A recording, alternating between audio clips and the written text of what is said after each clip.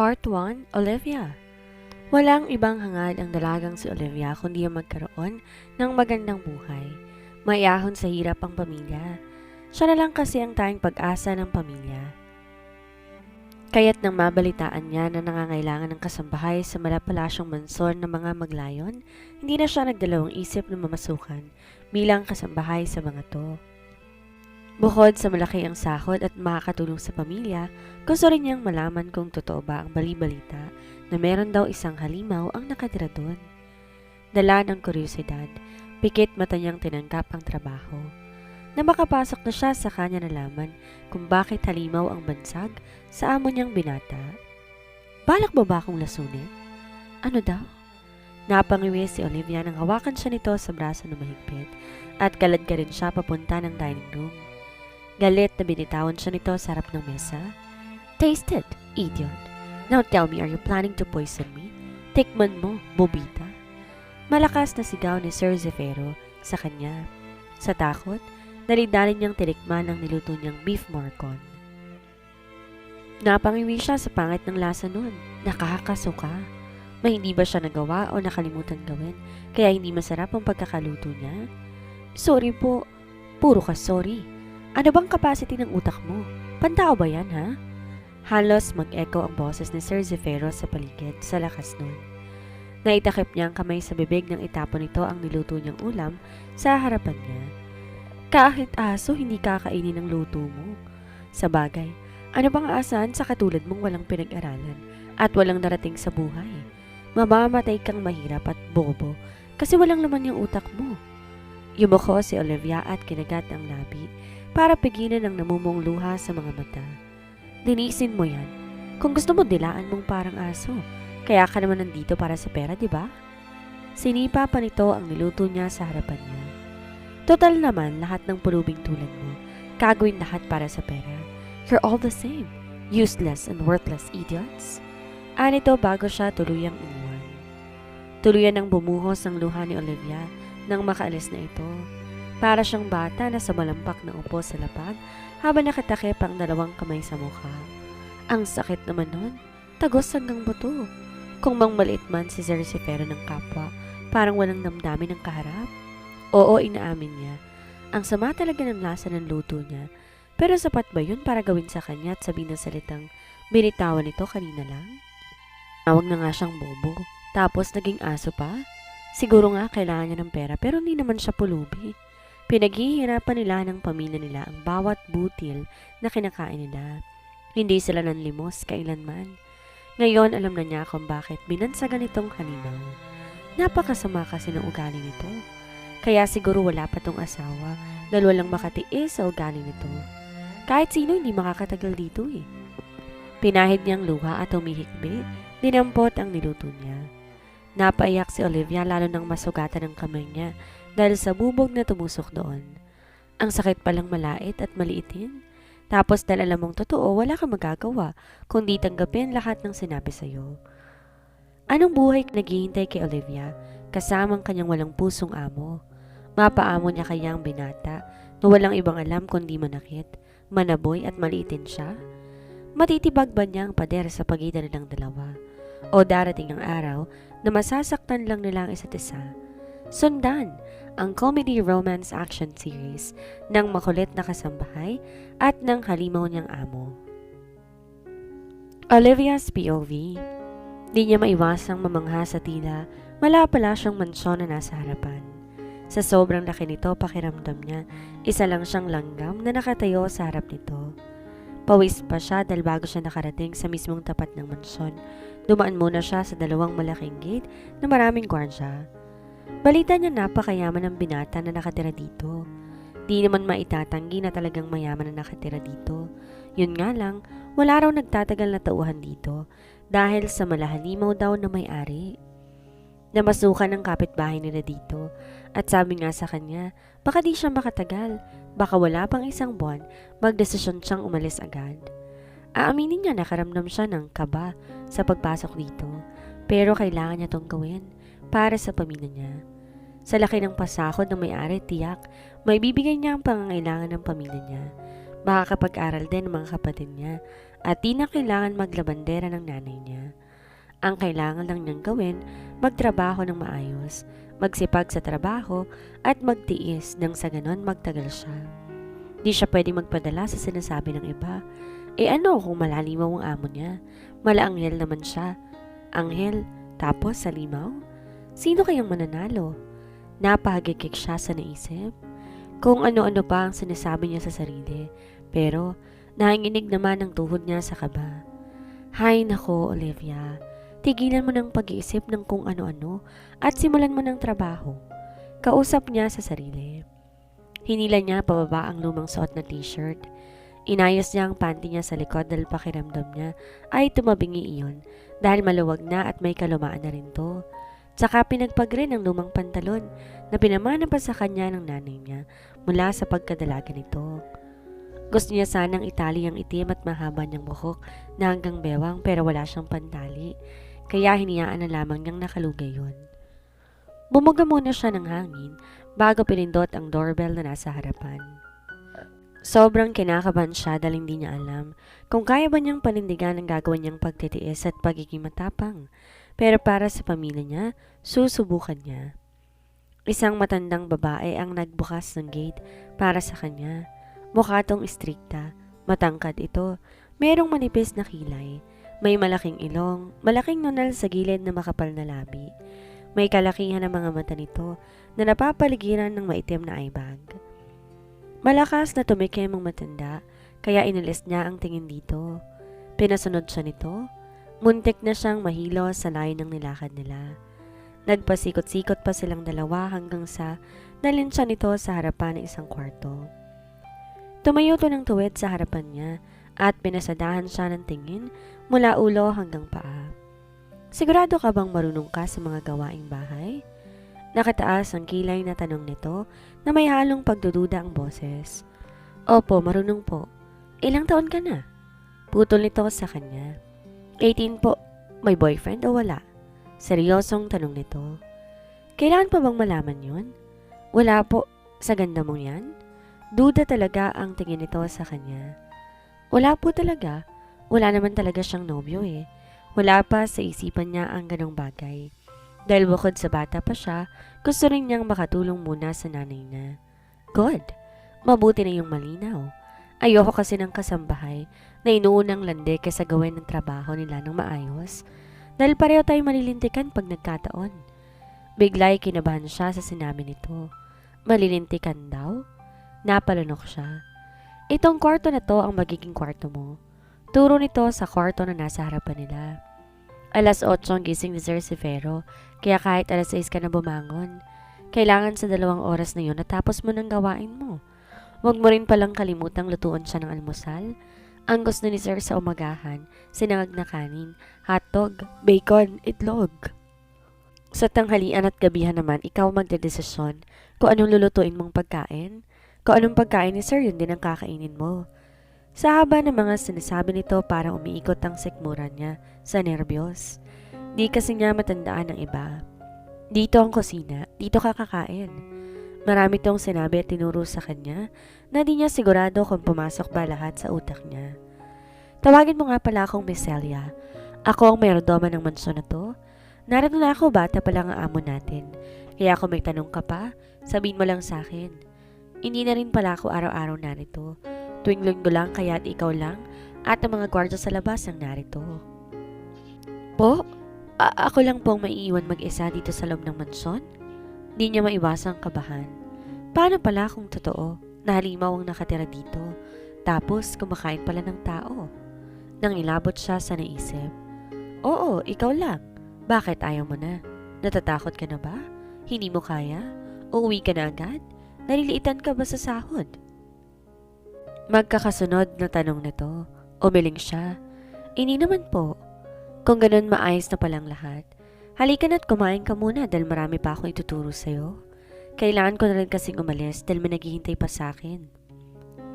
Pumasok muna siya sa kwarto na para sa kanya. Kahit magiging kwarto niya napakalaki at malawak. May malambot at malaking kama pa. Wow na lang talaga. Pagkatapos niyang ilapag ang 2 bag na dala, sa ibabaw ng kama ay lumabas kaagad siya. Nasa labas pa rin si Miss Celia na nag-aabang sa kanya. Sinundan niya to nang mauna tong maglakad sa kanya. Dinala siya ulit nito sa kusina na itinuro nito kanina. Malaki ang kusina, kompleto sa kagamitan. Merong 5 refrigerator at maraming pagkain na naroon at pangarap lang nila ng mga kapatid niyang matikman. Tulad ng mga imported chocolates, iba't ibang klase ng juice na hindi niya kilala ang brand dahil tanging Tang lang ang alam nila at RC. Nabihira na lang din nilang mainom dahil ang bibili ng ganon, pambibigas na lamang nila. Marami siyang nakain dahil nilagang baka ang ulam nila. Nakainom din siya ng soft drinks dahil ang dami nun dito sa kusina. Ayon kay Miss Celia, pwede niyang kainin at inumin lahat ng narito sa kusina. Kaya tuwang-tuwa siya. Di kasi siya nakakain ng mga ganto o nakakainom ng mga ganto sa kanila dahil talagang hirap na hirap ang buhay nila. Ito nga pala ang recipe book ko. Iniabot nito sa kanya ang maliit na parang libro. Pumili ka lang dyan na lulutuin mong potahe. Pag wala ka na maisip lutuin, dagdag pa nito. Sige po. Ang paglilinis ng kwarto ni Sir tuwing Sabado. Dapat wala siya sa kwarto na pag naglilinis ka ha. Di man lang siya dito pinapatapos. Na magsalita na parang palagi itong nagmamadali. Paano ko ba malalaman kung wala siya sa kwarto? Tanong niya. Maganda na yung sigurado. Mga 10:00 ng gabi. Kaya dapat sa loob ng 1 oras tapos ka na maglinis ng kwarto niya. Tumango siya. Nakakatakot ba talaga ang amo nila? Parang kinakabahan agad siya, hindi pa man niya to nakikita. Oo nga pala, ito pa. Dapat bago pamatak ng 8:00 ng umaga, 12:00 ng tanghali at 8:00 ng gabi, nakain ng mga pagkain sa mesa. Huwag mong hahayaang maabutan kanya at makita kanya. Naiintindihan mo ba? Ilang beses siyang napalunok bago tumango. Paano po pag naabutan niya ako? Kabadong tanong niya. Nabamawis tuloy kilikilid singit niya sa kaba. Sumeryoso pa lalong mukha ni Miss Celia. Katapusan mo na. Halos maubos niya ang isang basong tubig na hawak niya dahil tila na niyong lalamunan niya sa mga sinabi nito sa kanya. Kailangan lang niyang sundin ang lahat ng bili nito para walang maging problema.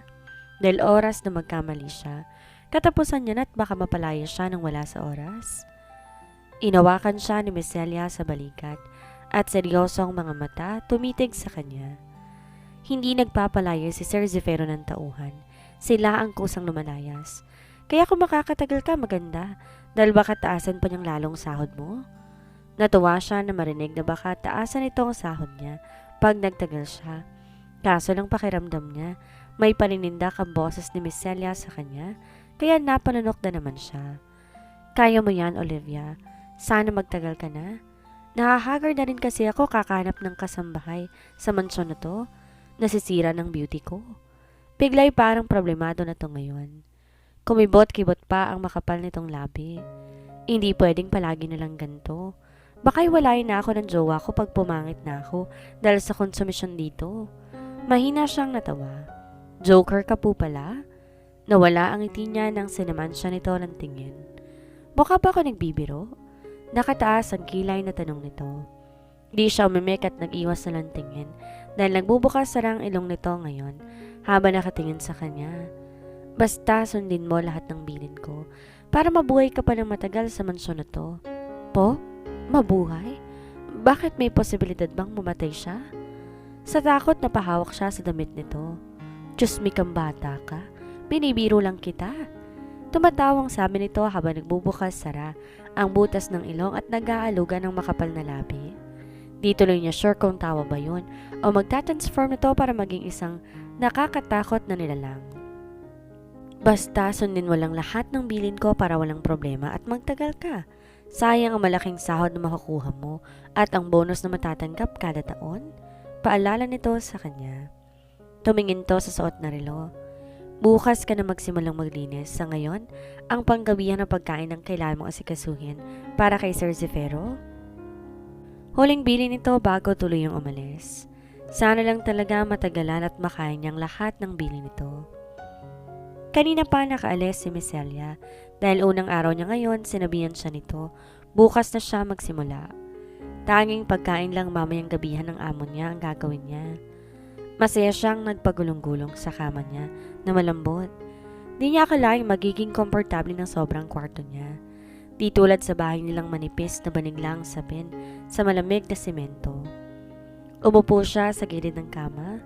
Di niya mapigilan ng malungkot na maalala ang nanay at mga kapatid niya. Bago siya umalis, nangutang lang siya ng isang kaba ng bigas kay Aling Siming, ang mabait at may malaking tindahan sa lugar nila. Tiwala din kasi ito sa kanya na magbabayad siya. Sa edad niyang 18, marami na siyang napasok na trabaho, tulad ng pagiging tendera, mag-alaga ng mga aso, magbantay ng bata, maging taga-plansya tuwing Sabado at maglako ng kung ano-ano para pandagdag income. Di na kasi kaya ng nanay niyang tumanggap na maraming labada sa isang linggo, kaya kapos na kapos sila. Di na rin naaasahan ng tatay niya. 5 silang magkakapatid, siya ang panganay. Matagal na siyang huminto ng pag-aaral dahil hindi talaga kayang di siya tumulong sa nanay niya. Bukod sa mahinang katawan ng nanay niya, hikain din to at sakitin din ang 2 niyang kapatid. Kaya hindi man niya gustong huminto ng pag-aaral, wala siyang pagpipilian.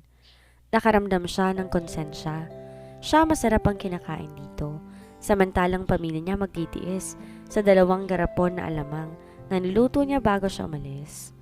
Hindi kasi pwedeng bumali ng pera hanggat di siya umaabot ng 15 araw, kaya hindi pa siya makakapagpadala ng pera sa mga ito. Di bale, babawi na lang siya oras na magkapera siya. Bibili talaga siyang karne ng baboy pag uwi niya at magsisigang dahil yun ang paborito ng nanay niya. Pero dahil wala silang pera, puro gulay at alamang lang pinagtitiisan nila. Bibilhan din niya ng tsokolate ang mga kapatid niya na tiyak ay katutuwa ng mga to. Para magawa niya lahat ng gusto at plano niya, ang kailangan lang gawin magsipag at magtiis. Dahil balang araw para din sa kanila yun. At sa mga kapatid na nag-aaral. Nilabas niya ang lukot na papel na nasa bulsa ng pantalon niya, saka yun itinabi. Dito nakasulat ang contact number ni Aling Siming. Dito kasi niya ipinapadala ang pera at yun na lang bahala na mag-abot sa nanay niya. Wala kasi silang cellphone kaya't kay Aling Siming niya ipapadala ang pera oras na makabali siya. Lumabas siya ng kwarto at nagtungo sa kusina. Muntik na siyang mapatalon sa gulat nang may makasalubong siyang lalaki na sa tingin niya nasa 20 mahigit ang edad. Matangkad ito, may kapayatan at may itsura. Kinabahan siya. Hindi kaya ito ang amo niya? Dahil nakita siya nito, katapusan niya na? Dahil sa naisip na mutla siya. Naku po, nalagot na. Pasensya na, nagulat ka ba? Tumatawang nagkamot ito sa ulo. Ikaw yung bago dito, no? Lumunok siya. Ikaw ang amo ko? Lalo tong natawa sa sinabi niya. Naku, hindi. Mukha ba ako mayaman? Tiningnan niya ang kabuuan nito. Naka-t-shirt na bula, naka-shorts na pink at naka-tsinelas na kulay orange. Di halatang ayaw nito sa makulay. Diba? Tsaka malakas ulit na tumawa to. Napangiwi siya. Sino ka pala kung di ikaw ang amo ko? Tsaka bakit ka nakapasok dito? Ako ang nagdadala ng mga fresh na gulay dito tuwing hapon. May susi ako kaya nakakapasok ako. Tsaka pamangkin ako ng mayordoma dito, si Tita Celia. Tumango-tango siya. Pamangkin pala to ni Miss Celia, pero hindi nabanggit yun na matanda sa kanya. Marahil nalimutan ito sa dami ng mga tinuro sa kanya. Ako nga pala si Sed. Binata pa ako, single at gwapo. Nilahad nito ang kamay sa kanya. Natawa na lang siya sa pagbubuhat nito ng sariling bangko. Olivia nga pala. Tinanggap niya ang kamay nito. Ang ganda mo nga. Tapos maganda pa ang pangalan mo, Olivia. May boyfriend ka na ba? Nakangiting tanong ni Sed sa kanya. Umiling siya. Wala. At wala akong balak. Nawala ang ngiti nito at napakamot sa kilay. Bastard agad, di pa nga nagsisimulang manligaw. Di bale. Kaibigan muna tayo ngayon tapos ligaw sa sunod. Di nawawala ng pag-asang sabi nito. Di na niya to sinagot. Lumapit siya sa mga gulay na dala nito at saka yun hinugasan. Akala niya aalis na ito pero puro to daldal. Palakwentong binata. Di naubusan ng kwento to sa kanya. Nakapagluto na siya, lahat-lahat narito pa rin to. Walang tigil kakakwento. Pati yata kapitbahay nito yung nakwento na nito dahil sa kadaldalan. Pero hinayaan niya lang ito dahil kahit madaldal halata namang mabait ito. Lumapit siya kay Sed. Totoo ba na walang nagtatagal dito? Kumamot si Sed sa ulo. Parang gano'n na nga. Alanganing sagot nito. Bakit naman? Gusto niya talagang malaman kung ano bang klase ng halimaw ang amo nila. Basta malalaman mo na lang. Alanganin din ng ngiting nakapaskil sa labi nito. Sana magtagal ka rito. Seryoso ko, liligawan kita sa sunod.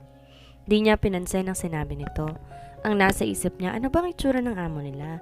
May pangil ba? Pula ang mata? Lumunok siya. Di naman siguro. Nang umalis si Sed, nagbilin pa to na wag siyang sisilip sa amo nila pag nasa pagkainan ito. Lalo lang tuloy siyang kinain ng kuryosidad niya. Habang naghahanda siya ng mga pagkain sa mahabang mesa, panay ang tingin niya sa malawak na dining hall. Napakalawak at halata, mamahalin ng lahat ng gamit. Baka pag may nabasag siya ni isa sa mga gamit na naroon, di niya magawang bayaran dahil sa mahal nun. Kaya kailangan niyang mag-ingat.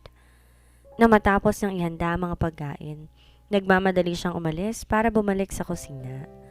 Tumingin siya sa malaking orasan na nasa kusina. 5 minuto na lang alas 8 na ng gabi. Lalabas na at kakain ng amo niya. Di niya maiwasan na kabahan dahil ito ang unang pagkakataon na nagsilbi siya rito. Normal bang taong hindi gustong makita ng ibang tao? Di niya maintindihan. Bakit hindi nito gustong makita ng kahit na sino? Bakit bawal tong makita? Ilang beses siyang napalunok na makita sa orasan na alas 8 na. Di siya mapakali dahil parang gusto niyang pumunta sa dining area at silipin ito. Gustong gusto niyang makita ng dalawang mata niya ang mukha ng amo niya. Tumigil ka nga, Olivia. Mapapalayas ka talaga nang wala sa oras dyan sa gagawin mo eh. Saway niya sa sarili. Para libangin ang sarili, kumain na lang siya. Nagsali ng malamig na soft drink sa baso niya. Halos mabulunan pa siya dahil sa sunod-sunod niyang subo. Nagutom siya sa kakaisip sa itsura ng amo niya. Matapos kumain at uminom ng soft drinks, nagligpit siya at naghugas ng pinagkainan. Napangiwi siya na makita ko nung oras pa lang, alas 8 at 10 minuto. Kung ganun napakabilis ng pala niyang kumain, natigilan siya. Di niya natanong kay Miss Celia kung anong oras siya dapat pumunta ng dining area. Napakamot siya sa ulo. Paano kung pagpunta niya sa dining room, naroon pang amo niya? Ipinilig niya ang ulo. Dahil sa ayaw nitong makita ng mga tao, baka matagal na ang kalahating oras na pagkain nito. Kailangan lang niyang hintayin na maubos ang 30 minuto bago siya magtungo sa dining area. Tama, hindi siya dapat kabahan. Habang hinihintay na maubos ang 30 minuto, kumain muna siya ng mga imported na chocolate. Halos di na siya makahinga sa sobrang busog. Uminom din siya ng iba't ibang klase ng juice na naroon. Halos kuminang ang mga mata niya sa sarap ng mga yon. Nang tumingin siya sa orasan alas 8 na 30 minuto, napangiti siya. Ibig sabihin, pwede siyang maglinis ng dining area. Kumuha muna siya ng bilog ang hugis na tsokolate para kainin. Habang naglalakad siya, binubuksan niya ang tsokolate na hawak nang di sinasadyang nalaglag iyon. Gumulong. Sa taranta niya na baka sumot yon sa ilalim, gumapang siya. Hinabol niya yon. Napangiti siya na maabutan tsokolate. Nakatakip ang dalawa niyang palad doon. Parang bata na tumawa siya. Kala mo makakatakas ka ha? Natigilan siya at ilang beses na kumarap. Dahil sa harap niya may dalawang malaking paa na may balahibo pang konti ang bawat daliri. Lumunok siya. Inalis ang dalawang kamay na nanginginig pa at nakatakip sa tsokolate tsaka lumuhod mula sa pagkakadapa. Dahan-dahan siyang tumingala sa may-ari ng paa na nasa harapan niya. Pakiramdam niya mamamatay siya sa tingin ng lalaking nasa harapan niya ngayon. Sa buong buhay niya ngayon lamang siya nakaharap ng taong wala pang sinasabi at ginagawa pero sumisigaw na ng kapangyarihan ang aura nito. Para bang kaya siyang durugin ng isang salita lamang nito. Ang itim na mata nito ay walang emosyon pero matatakot kang titigan. Dumagdag pa sa takot niya ang mahabang pilat nito sa kaliwang noo, pababa sa mata dahil lalo lang dumadagdag sa bangis nito yon.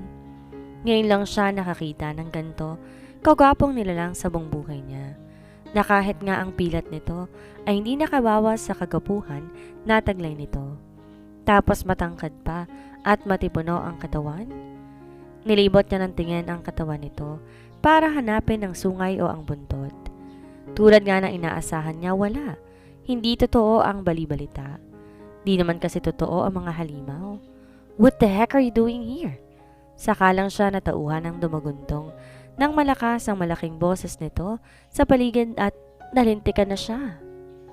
Dahil sa takot, yumukod siya sa harap ng lalaki na tiyak siya na amo niya. Nanlalamig ang katawan niya sa nerbiyos at kaba.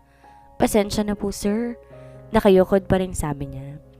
Di man niya kita ang mukha nito, tiyak siyang masama ang tingin nito sa kanya noon. Napalunok siya ng mga kamay na humawak sa baba niya at iniangat ang kanyang mukha. Lalo siyang nakaramdam ng takot na makita. Nakaupo na ang malaking lalaki sa harapan niya ngayon, habang nakayukot hawak ang baba niya. Nakatingin sa mukha niya na mariin ang mga mata nito. Ikaw yung bago? Tanong nitong walang bakas na emosyon ng mga mata. Lumibot din ang mata nito sa kabuuan ng kanyang mukha. Dahil sa intensidad ng tingin nito sa kanya ay pumikit siya. Pinagpapawisan siya sa totoo dahil sa pinaghalong kaba at takot. Siguro naman sinabi sa ni Celia ang patakaran sa bahay na to. Malamig at malaki ang boses ng amo niya. Nakakapanindig ng balahibo. Takot at napapikit, tumango siya. Opo, opo, tarantang sagot niya. Napanguwi siya na marahas, bitiwan nito ang baba niya. Nagmulat siya ng mata. Nakita niya nakatayo na ngayon ng lalaki sa harap niya at nakatingala habang nakahawak sa sentido. Ang sabi ko kay Celia, huwag magpapapasok ng bobo dito sa loob ng pamamahay ko. Ang matandang yan hindi man lang nakinig. Nagbaba ito ng mukha at tumingin sa kanya ang walang emosyon na mata. Aralin mo ulit lahat ng sinabi ng matandang yun sa'yo para magawa mo lahat ng maayos ang trabaho mo. Uulitin ko, hindi ko gusto ng pubitang tulad mo na pag-alagala sa loob ng pamamahay ko. Naiintindihan mo? Tumango siya. Bago umalis, inapakan pa nito ang tsokolate na hinahabol niya kanina kaya nadurog yon. Malungkot dinampot niya ang tsokolate na nadurog sa sahig at bumuga siya ng hangin, saka tiningnan na nakakaawa yon. Mabigat ang katawang, nilinis niya ang mesa hanggang sa paghinga sa kama. Dala pa rin niya mga sinabi nito. Bubita daw ako? Grabe naman si Sir Zefero. Hindi ba pwedeng nagkamali lang? Di bale. Sa sunod, pipilitin niyang di na magkamali. Gagawin niya lahat na makakaya para magawa ng maayos ang trabaho niya, para di na rin siya masabihan ng pubita. Buti na lang talaga mahabang pasensya niya. Hindi siya yung tipong iiyak na lang agad at magpapadala sa mga sasabihin ng ibang tao sa kanya. Ganon siya dahil kailangan niyang maging matapang para sa pamilya niya. Dahil kung magpapadaig siya sa mga sasabihin ng ibang tao sa kanya, talo siya. Kailangan niya ng pera at kailangan niyang magtagal sa lugar na to. Yan ang pangako niya sa sarili niya. Hindi siya alis hanggat di niya natutupad ang plano niya para sa pamilya niya. Tsaka marami pa siyang kailangan bilhin para sa mga kapatid niya. Ngumiti siya na maalala ang pamilya niya. Ang mga ito talagang nagbibigay ng lakas sa kanya, kaya hindi siya pinanghinaan ng loob.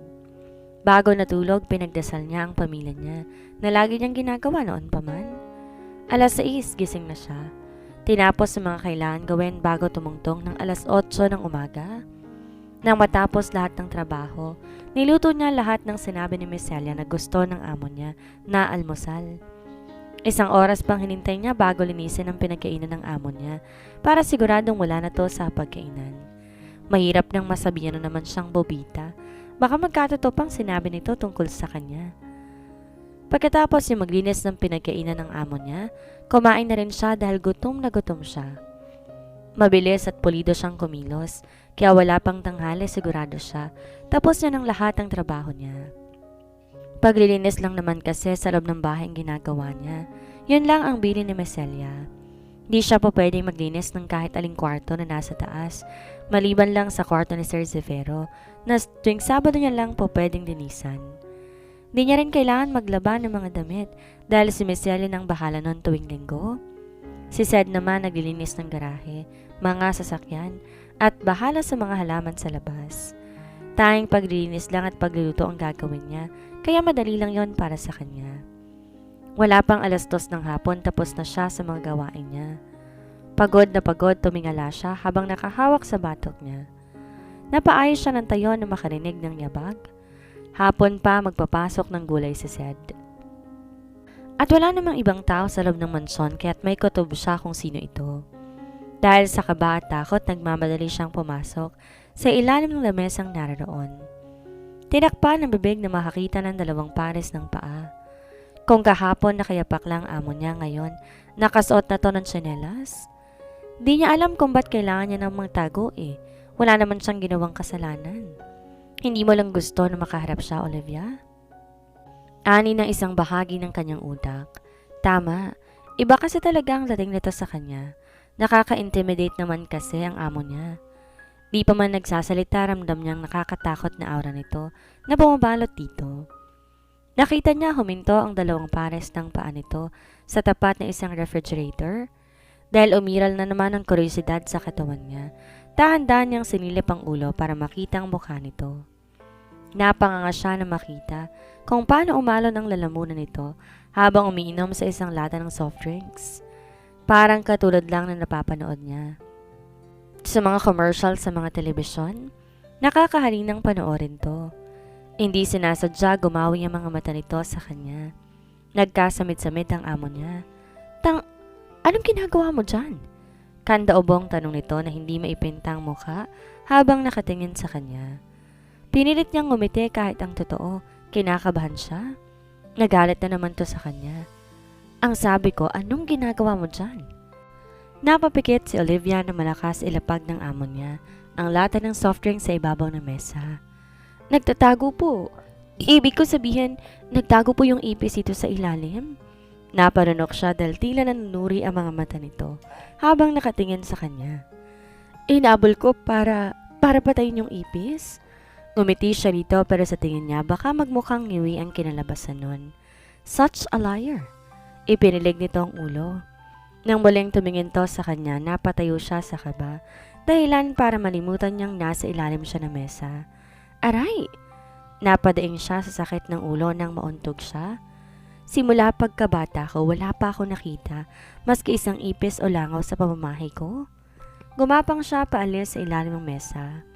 Nang makatayo, humawak siya sa tuktok ng ulo niya, tsaka yumuko sa lalaking nasa harapan. Pasensya na po, Sir Zefiro, hindi na po mauulit. Nakangiwing sambit niya. Di niya magawang tingnan ng lalaki dahil sa palagay niya, nanunuri na naman ang mga tingin nito, na pinakaayaw niya sa lahat ng uri ng tingin sa mundo. Pakiramdam niya kasi ibang sinusuri nito sa kanya, na hindi niya mabatid kung ano. Di na to muli pang nagsalita at iniwan na siya. Akala niya matatawag na naman siyang bobita nito. Mabuti na lamang at hindi. Napabuga siya ng hangin at hinawakan ulit ang masakit na ulo. Napangiwi siya dahil nakapa niya na mayroong bukol yon. 2 araw pa lang niya at sa 2 araw na yon, nagalit na rin niya to ng 2 beses. Baka mapagalitan pa siya ni Miss Celia pag nalaman to. Bakit kasi bumaba rito sa kusinang amo niya?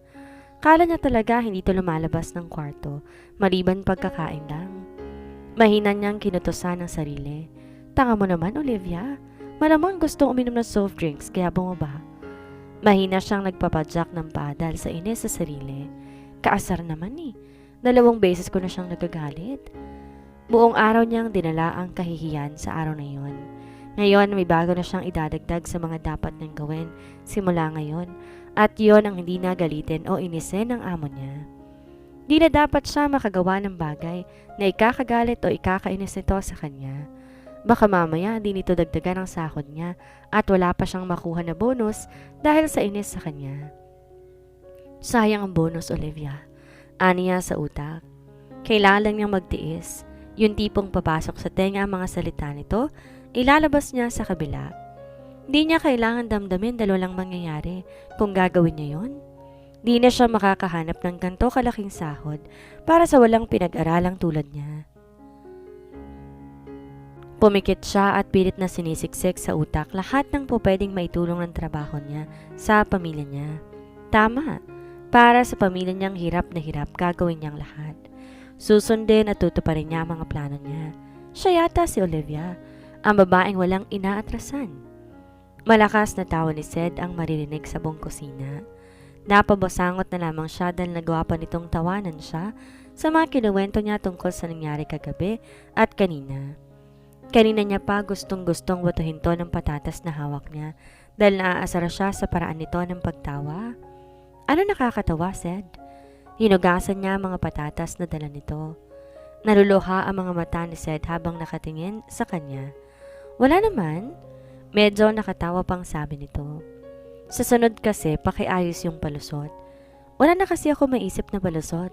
Tsaka kahit sino naman kasi matatakot sa amo natin. Ikaw ba hindi natatakot sa kanya? Natigilan to. Oo nga, nakakatakot talaga si Sir Zefiro. Galit man siya o hindi, nakakatakot talaga siya. Yan nga ang sinasabi ko sa iyo eh. Kaya nga nagtago agad ako. Nakakatakot kasi ang amo natin. Pag naaalala niya kung paano to tumingin, nakakaramdam siya ng kaba. Diba sinabi sa'yo ni Tita Celia na huwag ka magpapakita sa amo natin? Dapat kasi nag-ingat ka. Mamaya, kainin ka ni Sir ng buhay. Pananakot pa ni Sed. Naparanok siya. Kaya ba nagbilin si Miss Ellen na huwag hahayaang makita o maabutan siya dahil isang uri si Sir Zefiro ng halimaw na kumakain ng tao? Malakas na tumawa si Zed. Namumutla ka, Olivia. Binibiro lang naman kita eh. Tumigil to sa pagtawa at seryoso na tumingin sa kanya. Hindi siya nakakain ng tao, Olivia. Pero halimaw si Sir Zefiro sa ibang paraan, kaya mag-ingat ka na lang. Di maalis sa isip ni Olivia ang sinabi ni Sed sa kanya. Halimaw sa ibang paraan? Sa anong paraan naman kaya? Aakala niya nung una daig pa na isang halimaw ang amo niya, pero sa nakikita niya ngayon hindi naman pala. Baliwala sa kanyang pagalitan siya ng pagalitan nito. Ang mahalaga sa kanya ngayon, magawa na maayos ang dapat niyang gawin. Kailangan na hindi siya magkamali ngayon, dahil sa kamay niya nakasalalay ang pangangailangan ng pamilya niya. Siya lang maasahan ng mga to, kaya hindi siya po pwedeng bumigay na lang. Pupungas-pungas pa siya habang naglalakad papunta sa kusina para uminom ng tubig.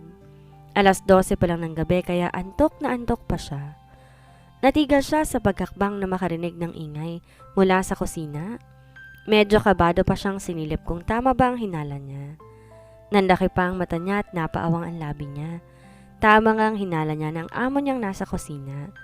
Ang nakapagpaawang ng labi niya ay dahil hubad baro ito. Sanay na siyang makakita ng mga lalaking walang suot na pang itaas, mapabata man o matanda. Dahil sa kanilang lugar, maraming palakad-lakad na mga lalaki doon na walang suot na damit dahil sa mainit na panahon at yung iba naman feeling macho. Pero iba ngayon. Ngayon lang siya nakakita ng lalaking maganda ang pangangatawan. May muscles to sa tiyan na tinatawag ng mga kababata niya na abs ba yun o tabs? Basta yun na yun. Matangkad talaga at matipuno ang katawan ng amo niya. Masyadong malaki, parang bakulaw.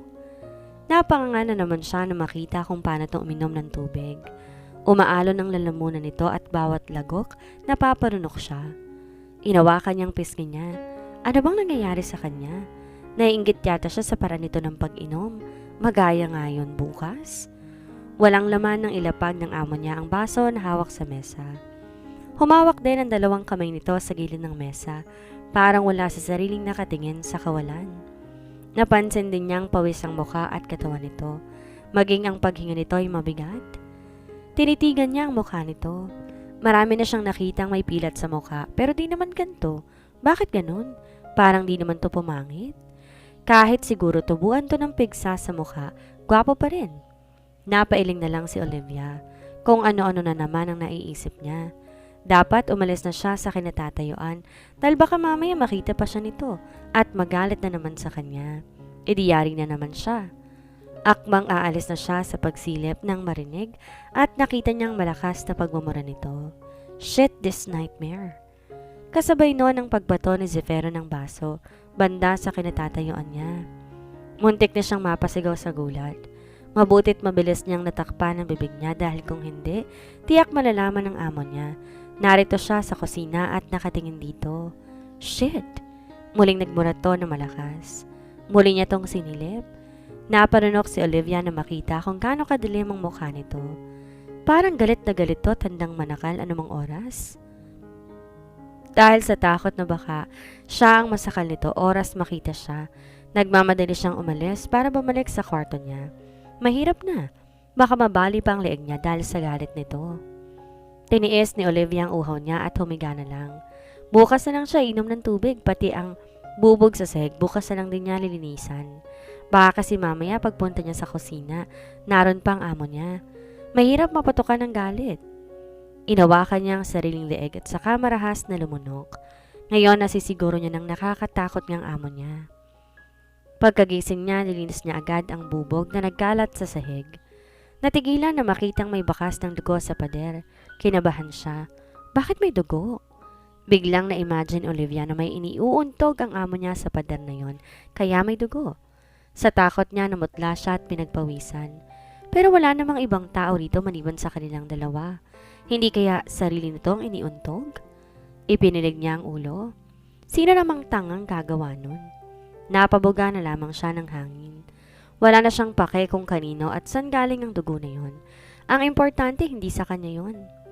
Matapos maglinis, nagluto na siya para sa almusal ni Sir Zefiro. Habang naghihintay na matapos tong kumain na rin siya. Nagtatakang tinignan niya ang pagkain inihain niya na makitang walang bawas yon kahit konti. Parang di nagalaw alinman sa mga yon. Walang bakas na bumaba ang amo niya. Hindi kaya may sakit ito? O wala lang talaga tong ganang kumain ngayon? Naghibit balikat na lang si Olivia. Kung kumain man to o hindi, wala na siyang pakiron. Kasambahay lang siya at wala siyang karapatang mangialam sa bagay na yon.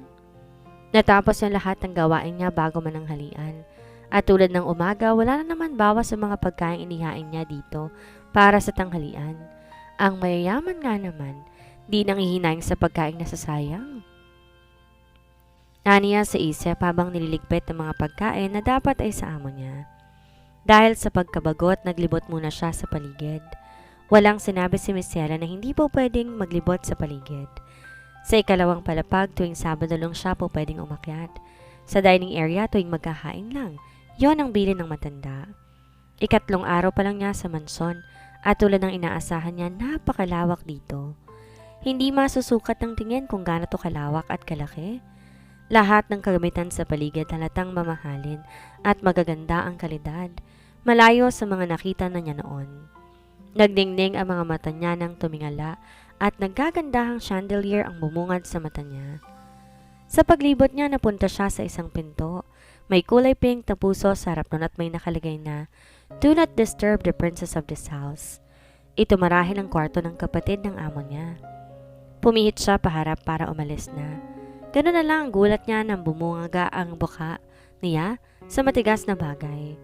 Masakit ang ilong na napangiwi siya, pero agad ding nawala ang iwi sa mukha niya at napalitan ng takot na makita ang mukha ng amo niyang lalaki. Madilim ang mukha nakatingin sa kanya. Napaatras siya at ilang beses lumunok. Galit na galit ang mukha nito habang nakatingin sa kanya na parang may nagawa siyang hindi nito nagustuhan. Napansin din niya ang kamay nitong may benda. "What are you doing here, idiot?" Idiot? Tangang ibig sabihin nun, di ba? Binasa ni Olivia ang labi dahil tila nanuyuyon sa kaba niya. Ang dibdib niya malakas ang kabog dahil sa klase ng tingin nito sa kanya ngayon. Ngayon yata talaga siya makakasasakal. Napaigik siya nung hawakan siya nito sa dalawang balikat. Malakas itulak sa pinto na nasa likuran niya. "Aray ko naman po, sir." Malakas siyang napadaing. Pakiramdam niya'y nadurog ang mga buto niya sa ginawa nito. "Anong ginagawa mo ditong bubita ka? Sino nagsabi sa'yo po pwede kang pumunta sa lugar na to?" Nagnininga sa mga matang tanong sa kanya ng amo niya habang nakayoko at nakatingin sa kanya. Napansin niya sa kabila ng galit sa mga mata nito, malungkot yon. Napakasakit ng hawak ng amo niya sa balikat niya. Sigurado siya mag-iiwan yun ng marka. Ang hawak ito doon dahil bukod sa malaki ang kamay nito, ay malakas pa ito at malaking tao. Kailangan pa nga niyang tumingala para lang makita ang mukha nito. "Sir, napadaan lang po ako dito, promise po," kabadong sagot niya. "Hindi po ako pumasok dyan sa kwartong yan." Dugtong pa niya ko, ito ang gusto nitong marinig. "Get out!" Maanghang nasabi nito, saka siya binitiwan. Mabilis tumakbo siya paalis at nagmamadaling pumasok ng kwarto. Di naalis ang sakit sa balikat niya kahit binitawan na siya ng amo niya. Pakiramdam ni Olivia na iwan ang malaki nitong kamay sa balikat niya at nakadiin pa rin dahil masakit pa rin yon. Malungkot tiningnan niya sa salamin ang balikat na may pasa. Tama nga siya. Nagmarka ang ginawa ng amo niya sa kanya. Maging ang likuran niya ay masakit din. Tiis lang, Olivia, kaya mo yan. Ani niya sa sarili. Natigilan siya na maalalang kamay ng amo niya na may benda. Galing ba sa kamay ng amo niya ang dugo na nakita niya sa pader? Sinuntok nito ang pader, pero bakit? Pinapaabot ni Tita Celia Olivia. Ani said at may iniabot na may kalakihang bag, kulay itim sa kanya. Ngayon lang daw niya na ibigay kasi katatapos ng ipatahi. Kunot ang noong tinanggap niya ang iniabot nito. Nang buksan niya yon, nakaramdam siya ng excitement. Mga maid's uniform yon tulad ng napapanood niya sa mga Japanese anime. Napangiwi siya na mapansin kung gaano kaikli yon. Teka, said, nagkamali yata ng pagpapatehe si Miss Celia, tingnan mo. Pinakita niya rito gaano kaikli ang palda. Sigurado siyang hindi aabot sa tuhod niyang haba nun. Baka hindi pa aabot sa kalahati ng hita niya eh. Di siya sanay magsuot ng maikling shorts o bestida na maikli. Mas sanay siya sa mga lumang pantalon o pajama na mahahaba. Napakamot na lang si Sed sa ulo. Sinabi ko na nga yan kay tita. Ang sabi niya bagay daw yan sa'yo kasi mukha ka raw manika. Namula na ang mukha ni Sed sa huling sinabi. Napakamot siya sa ulo. Wala na siyang magagawa dahil yun ang binigay sa kanya. Pero kung siyang masusunod, hindi niya gustong suotin yun. Dahil tiyak siya na pag nalinis na siya, makikita ang kuyukot niya at panty niya. Bilin din ni Tita Celia araw-araw ko magsuot ng uniform dahil yun daw ang gusto ni Sir Zefero. Dagdag pa ni Sed. Tumango na lamang siya rito. Sige Sed. Nakaalis na si Sed. Naiwan siyang problemado habang hawak ang uniformeng para sa kanya. Grabe naman ang ikli nito. Nasabi na lamang niya. Napangiwi siya ng kumirot ang likod at balikat niya. Di bale, susuotin pa rin kita kasi kailangan. Baka magalit na naman ang amo niya sa kanya pag hindi pa siya nagsuot ng uniforme. Ipapakiusap na lang ni Olivia kay Miss Celia na palitan to na mas mahaba sa linggo pagbalik nito. Inawakan niyang balikat at mahinang hinilot yon. Lalo siyang napangiwi dahil mas sumakit iyon dahil sa ginawa niya. Binaba niya ang manggas ng suot niyang t-shirt. Sigurado siya mangingitim na to kinabukasan. Mabilis sinuot niya sa kwartong uniforme niya, tsaka nagmamadaling lumabas. Kailangan na kasi niyang magluto. Kamatapos magluto, nagain siya para sa gabihan ng amo niya. Nagulat pa siya, tila ng nigas ang katawan niya dahil nang magkain siya, nakaupo na to na parang hari. May lungkot sa mga mata nito habang nakatingin sa malayo. Pinagpapawisan siya na magawi ang mata nito sa kanya. Kung kanina malungkot ang mata nito, ngayon mabagsik na habang nakatingin sa kanya. Wala naman siyang ginagawa pero mga tingin para may nagawa siyang kasalanan. Dahil sa takot sa presensya nito, nanginginig ang mga kamay niya habang inihahain sa harap nito ang mga pagkain. Shit! Malakas na mura nito na matumba ang baso ng tubig sa pagitan ng mga hita nito dahil sa panginginig ng kamay niya. Alam niya na mga oras ito namumutla siya dahil sa magkahalong kaba at takot. Sorry po sir. Gusto niyang punasan ang basa nitong pants pero wala naman siyang hawak na pamunas. Tsaka baka magalit ng tulalo sa kanya pag hinawakan niya to. Ang dali lang ng trabaho mo pero hindi mo magawa na maayos. Ganyan ka ba katanga? Malakas na bulyaw nito sa kanya. Napayo ko si Olivia para hindi makita ang galit sa mata ng amo niya. Nasaktan siya sa sinabi nito sa kanya pero kailangan niyang tiisin ang mga sinabi nito dahil kasalanan naman niya. Get out, idiot! Sa takot, nagmamadali siyang naglakad papaalis.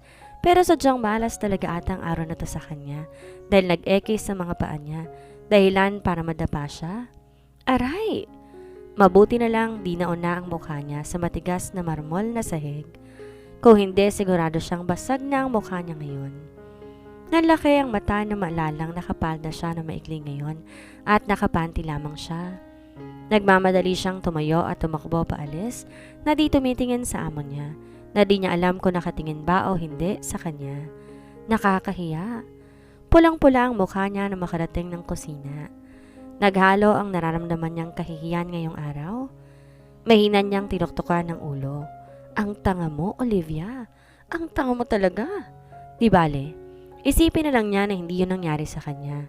Ngayong araw walang nangyari. Tama, walang nangyari. Kinabukasan, sililip niya muna kung nasa mesa na ang amo niya bago naghain. Nakahinga siya na maluwag nang dito nakita. Mabuti naman. Di niya kasi alam kung paano haharap dito ngayon. Naalala niya pa kung paano niyang natapunan ng tubig ito. Nakakahiya talaga. Pagkatapos maghain, nagmamadali siyang bumalik sa kusina, kumain na mag-isa. Napapangiwi pa rin si Olivia dahil masakit pa rin ang balikat at likod niya. Pagkatapos kumain ng umagahan, naghintay muna siya ng oras bago lumabas. Pagkatapos sa isang oras, nagpunta na siya ng dining room. Dahan-dahan siyang sumilip doon para tingnan kung wala ba talaga ang amo niya. Kumunot ang noon niya na may humarang na malapad na dibdib sa pagsilip niya. Napatayo siya ng tuwid na makita ang amo niya. Nakakunot ang noo habang nakayoko at nakatingin sa kanya. Kasi magliligpit na po ako. Kandaotal na paniwanag niya habang nakayoko kahit nga wala pa tong sinasabi. Tulala siya habang nakatingin sa likuran nito habang naglalakad papalayo. Wala na pala to sa harapan niya habang nagpapaliwanag siya. Dahil sa kaba, hindi niya namamalayan umalis na pala to sa harapan niya. Nakahinga siya na maluwag. Akala ni Olivia mabubulyawan na naman siya nito. Nakakaboring. Paulit-ulit lang ginagawa niya araw-araw, walang pagbabago. Pero pag naiisip naman niya kung gaano kalaki ang sahod niya, sumisigla siya. Gusto niya sana maglibot pero pag naiisip niya na baka makita na naman siya ni Sir Zefero, magalit na naman to sa kanya at masakta na naman siya. Masakit pa ang balikat at likod niya. Kung ayaw niya, madadagdagan pa yun. Mas gusto na lang niyang tumambay sa kusina kaysa maglibot. Mahirap na baka makasalubong niya ang amo niya. Ang ganda mo dyan, lalo na sa suot mo, Olivia. Nagmukha ka lalong manika. Namumula ang mukhang papuri ni Sed sa kanya. Sus, nakakita ka lang ng legs eh. Biro niya rito kahit ang totoo na bibilib siya rito. Hindi to katulad ng ibang lalaki na pag nakakita ng hita o balat ng babae, parang hayok sa laman, nanlalaki ang mga matang susundan ka pa ng tingin. Ganon kasi sa lugar nila. Pag may dumaang babae na nakasuot ng maikling shorts, kanya-kanyang sipol ang mga lalaking manyak. Uy, hindi Namumulang tanggi ni Sed sa sinabi niya. Malakas siyang natawa na makita kung paano to namula. Ang maingay at madaldal na si Sed namumula. Hindi na si Sed nagsalita pa at nag-iwas na lang tingin habang pulang-pula pa rin ang mukha. Basta liligawan kita pag nakatapos ako ng pag-aaral ko. Biglang wika nito. Dito nakatingin sa kanya at nanatiling nakaiwas ng tingin. Natigil si Olivia sa pagtawa. Pangako ko sa sarili ko hindi ako makikipagrelasyon hanggat di pa ako nakakapagtapos. 1 taon na lang makakapagtapos na ako ng pag-aaral. Liligawan talaga kita. Sabi nito at saka nagmamadaling umalis. Naiwan siyang natigilan. Seryoso? Napailing na lamang siya. Di niya nagawang sabihin dito na wala siyang balak magnobyo muna. Litong-lito binabasa niyang recipe book ni Miss Celia. Magluluto kasi siya ng more corned beef ngayon para sa gabihan. Dahil di siya marunong, tiningnan niyang nakalagay sa recipe book ni Miss Celia. Na makapagluto siya, agad naghain siya dahil 5 minuto na lang mag-aalas 8 na ng gabi. Nangalumbaba siya sa kusina habang naghihintay mag-alas 9. Napatayo siya sa gulat nang pumasok ang amo niya sa kusina. Galit na galit ang mukha. Balak mo ba akong lasunin? Ano daw?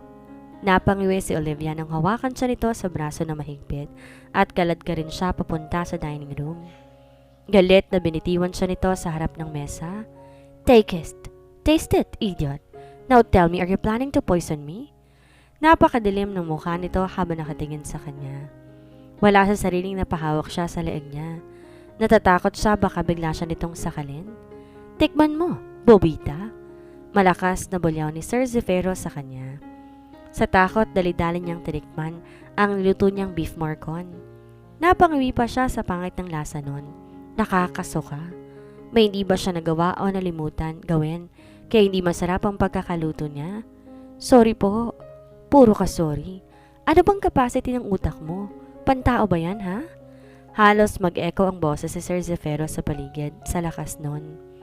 Naitakip niya ang kamay sa bibig nang itapon nito ang niluto niyang ulam sa harapan niya. Kahit aso hindi kakainin ang luto mo. Sa bagay, ano bang aasahan sa tulad mo na walang pinag-aralan at walang narating sa buhay? Mamamatay kang mahirap at bobo kasi walang laman yung utak mo. Yumuko si Olivia at kinagat ang labi para pigilan ang pamumuo ng luha sa mata.